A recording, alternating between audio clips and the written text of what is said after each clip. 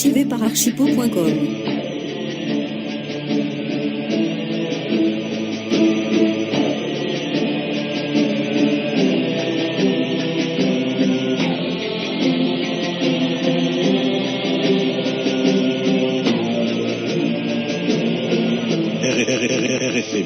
RFM Midi. À l'écoute de la radio Futur Média. Mesdames, Messieurs, bonjour midi, c'est l'heure du grand journal.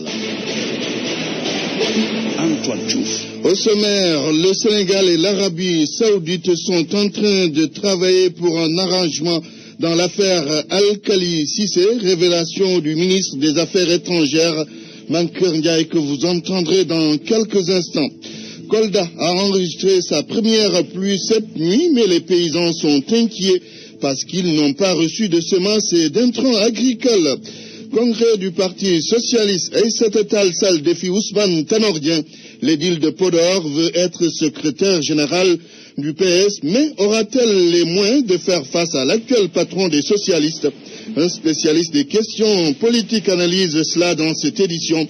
Quant à Khalifa Sall, qui ne serait pas candidat au poste de secrétaire général du Parti Socialiste, le docteur Abdourahmane Thiam soutient que le maire de Dakar a son agenda. L'actualité internationale, une présentation de Dienaba Seydouba. Bonjour. Bonjour Antoine. Situation au nord Mali. Paris réclame la libération des otages et l'évacuation du gouvernorat de Kidal des groupes armés. Au même moment, le Mali déclare la guerre aux groupes armés au nord. L'OIF soutient le président Ibeka Ousmane Faye. Vous l'entendrez dans ce journal. Nigeria, 4 morts dans un attentat suicide à Kano. L'attaque n'a pas encore été revendiquée. Rendez-vous dans 15 minutes. Bonjour Boubacar Kamel Dieng. Bonjour Antoine. Le sport, ce sera avec vous. Ligue 1 sénégalaise de football, fin de l'acte 21. Diaraf pour consolider sa première place. Les Verts et Blancs héritent d'un club en difficulté cet après-midi, la Sunor de Diourbel. En revanche, le Casasport, contre toute attente, menace le duo de tête. Premier tour éliminatoire CAN 2015 de football. Le sélectionneur de la Mauritanie, confiant pour la qualification au second tour. Ces hommes ont battu la Guinée équatoriale 1-0 hier à Nouakchott. En match aller, Patrice Neveu évalue les chances des Mourabitoun. Vous l'entendrez dans ce journal des sports. Et puis en basketball, le final pour la qualification au play-off lors de la dernière journée contre Louga Basket Club. L'ASFA, consciente du danger qui l'attend, son coach Raoul Toupane en première ligne. D'un point de vue, on parlera de la tournée du Premier ministre Aminata Touré, tournée dans la banlieue dakaroise à quelques semaines de l'hivernage. Quelles mesures le gouvernement doit-il prendre pour éviter aux populations de vivre à nouveau le calvaire des inondations? Débat aux alentours de 12h30. Bienvenue à toutes et à tous.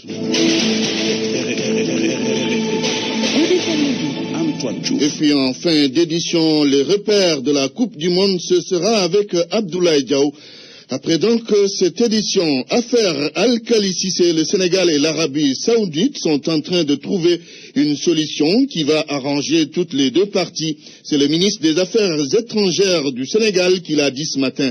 Mankeur Ndiaye au micro de Mohamed Ali Mouba. Il faut être très prudent, éviter de faire certaines déclarations et laisser la diplomatie gérer ce dossier avec le maximum de discrétion possible. Parce que la diplomatie, vous le savez, ne se fait pas dans les plateaux de télévision, ne se fait pas dans les radios publiques, ne se fait pas dans les marchés et dans les places publiques.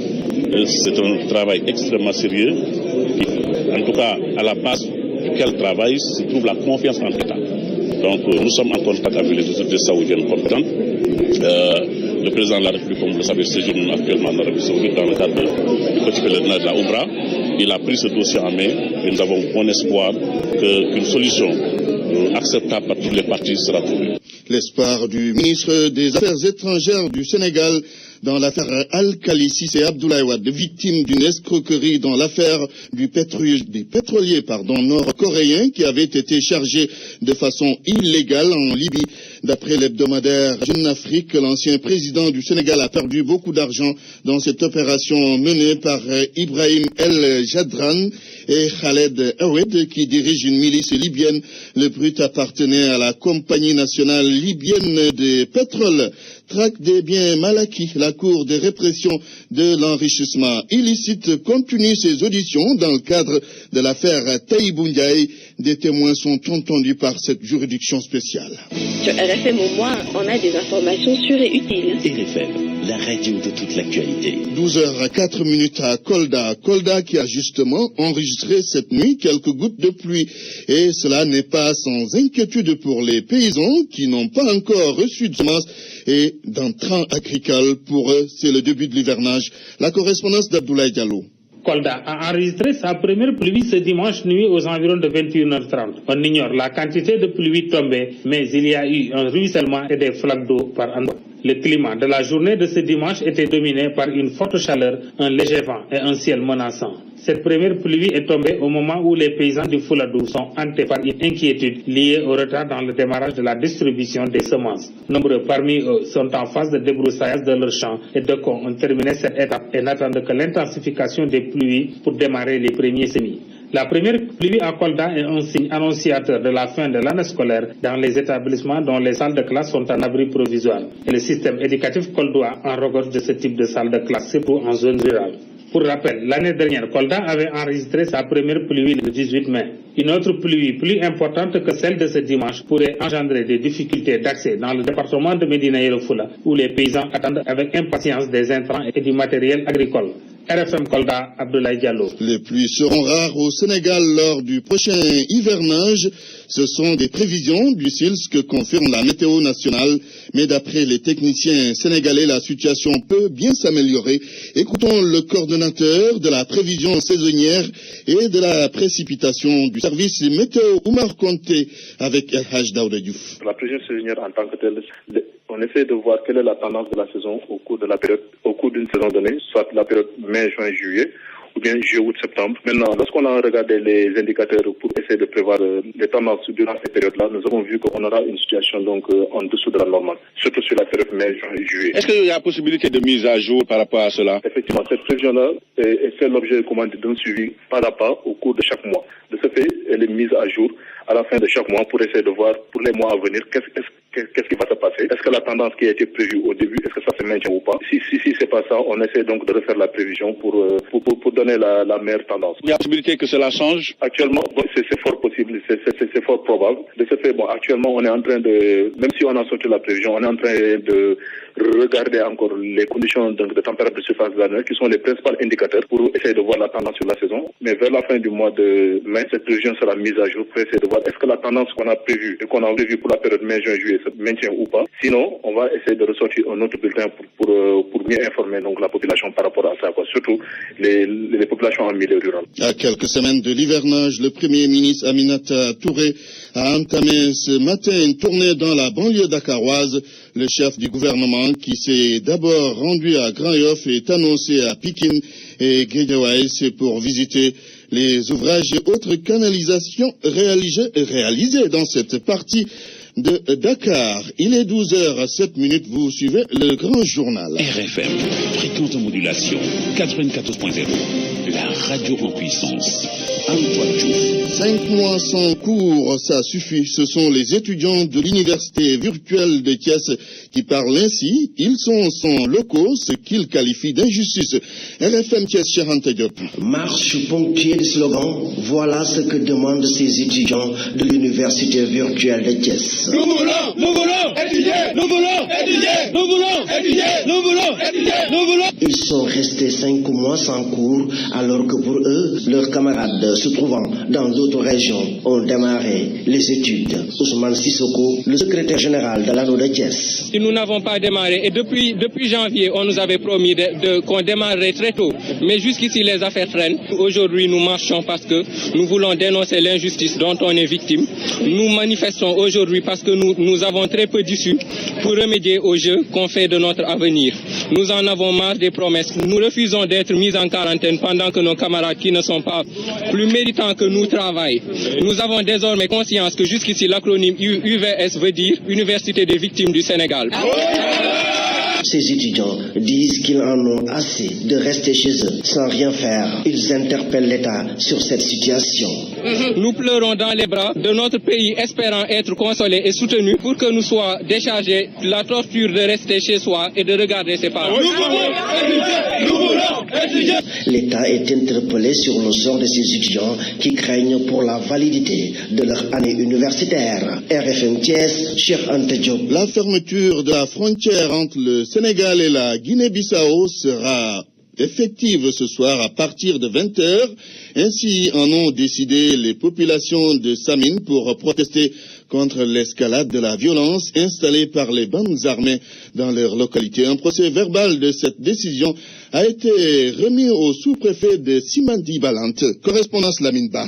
2 jours après l'attaque de Samine par des éléments armés, les populations expriment leur indignation face à l'escalade de la violence. Ils nous ont tiré dessus. J'ai dit ça au sous-préfet. On a même pris des balles, on les a amenés jusqu'à la gendarmerie de Samine. Ils mettent du feu aux anakadiers pour ne pas pouvoir les suivre. Parce que s'ils mettent du feu aux anakadiers, les gens sont obligés de s'arrêter pour éteindre ces anakadiers-là. En ce moment, ils vont prendre une distance. Vous voyez combien de fois c'est grave. Non seulement ils nous tirent dessus, ils prennent nos bétails, mais ils mettent du feu également à nos anakadiers. Ibrahima Khalil Dramé, président de la commission transfrontalière de lutte contre le vol de bétail, explique que la décision de la fermeture de la frontière sera effective à partir de 20h. Nous sommes obligés vraiment, dès ce soir, fermer à partir de 20h, fermer la frontière. Et le demain matin, il y aura des gens qu'on va mettre, comme on le faisait, on va mettre dans toutes ces localités pour pouvoir garder la circulation de ces gens. Les pistes qui vont être fermées sont déjà répertoriées et inscrites sur le procès verbal qui est remis au sous-préfet de Samine Balante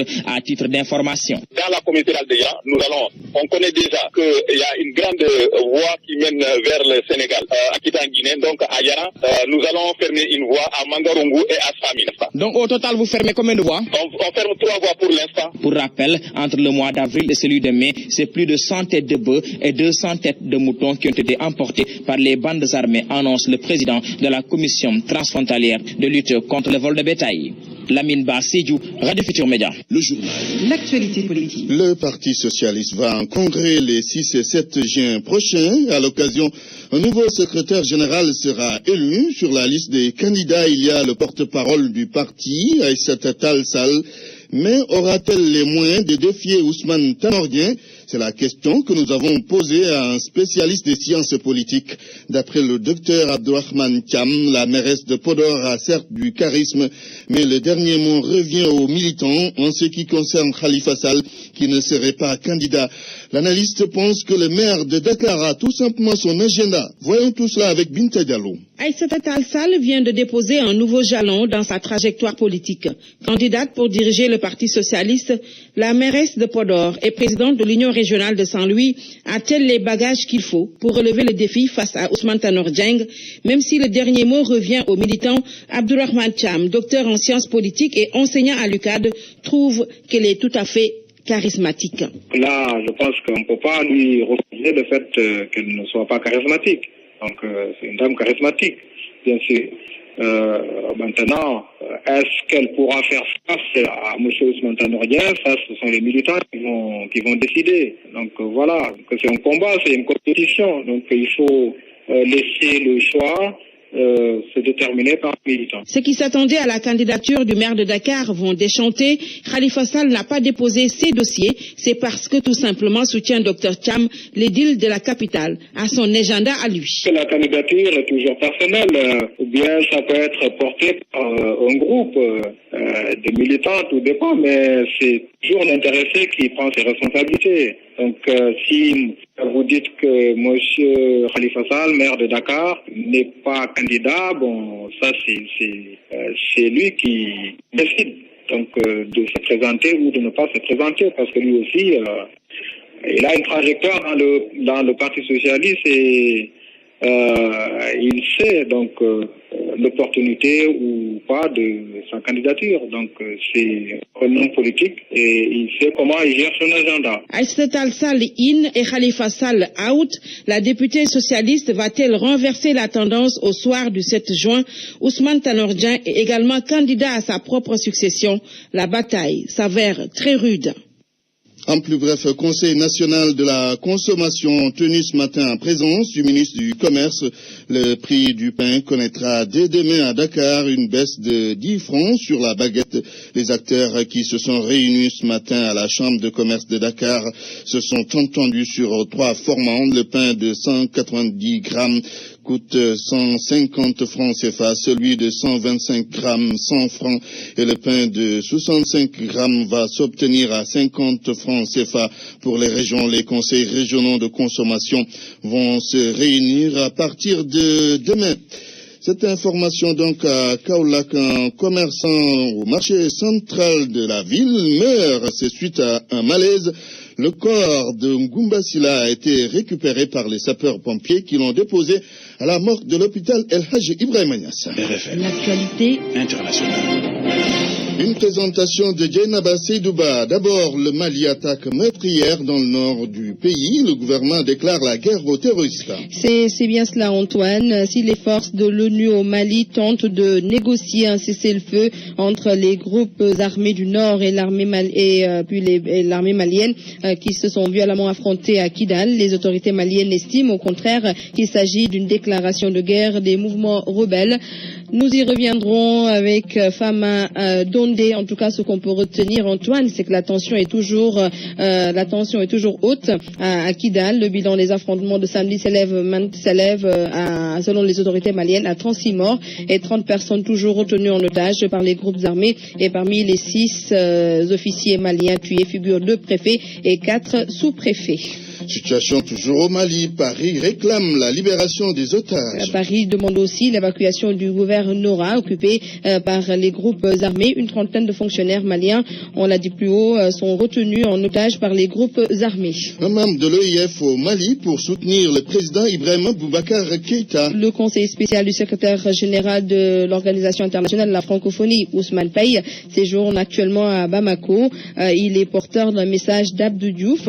L'OIF tient à l'application des accords de Ouagadougou et prône le dialogue et la réconciliation. Ousmane Paye, joint par Binta Diallo. J'étais venu donc apporter un message de soutien à l'action du gouvernement du Mali pour dire un peu en quoi la francophonie souhaitait, donc sur les instructions du président Diouf, de sa partition pour la recherche d'une solution pacifique dans le Nord et surtout renforcer la cohésion nationale parce que ça semblait être une archi-priorité du président du Mali. Et de la récente d'ailleurs dans le dernier gouvernement, comme ministre de la Réconciliation nationale a été nommé, comme du reste aussi en haut représentant du chef de l'État pour la question du Nord aussi, Modibo Keïta a été nommé.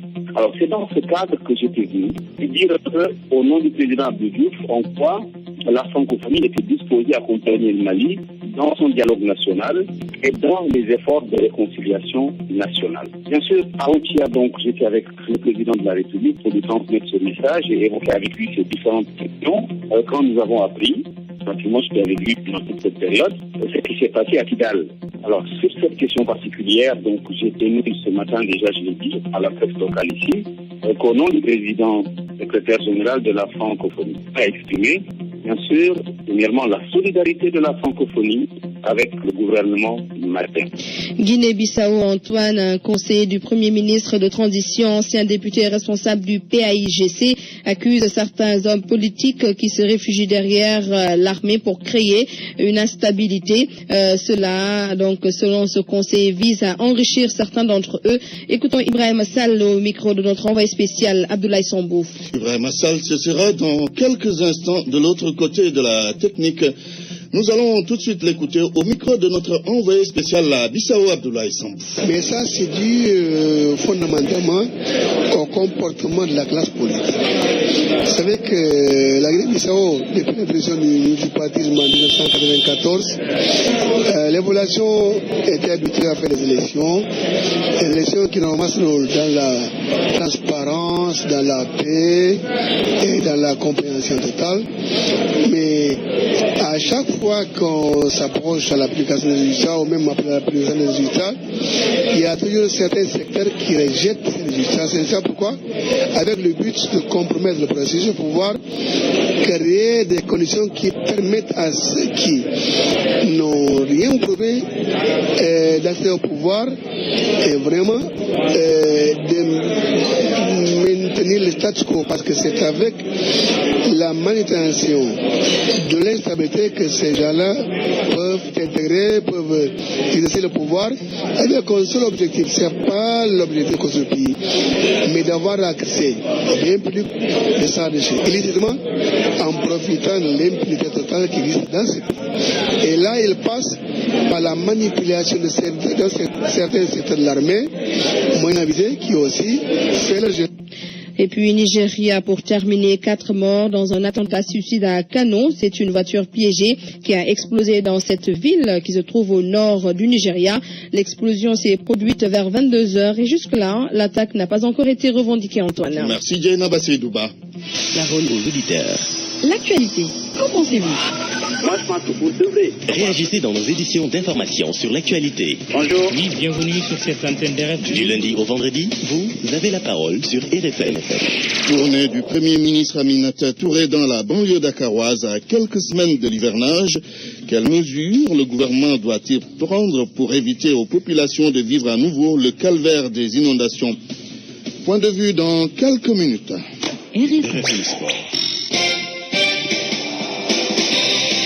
Rebonjour Boubacar Kameldien. Bonjour Antoine, bonjour à tous. Football en ouverture de cette page des sports de la 21e journée de la Ligue 1. Le Giraffe pour consolider sa première place aujourd'hui. L'équipe de la Médina reçoit la Sunor de Diourbel cet après-midi à Demba Diop. Sunor est avant-dernier au classement, donc relégable. Coup d'envoi 16h au stade de Demba Diop. En seconde heure à 18h, Wakam accueille Touré Kunda. Ces deux rencontres vont boucler cette journée marquée hier par la montée en puissance du Casa Sport. Le club sudiste intègre le trio de tête après sa victoire sur Yego, la lanterne rouge. 1-0 à Demba Diop. Casa Sport, longtemps en difficulté dans ce championnat, dans la zone rouge par moment, est désormais troisième avec 5 points de retard sur le leader Giraffe et 4 sur l'AS Pikine deuxième.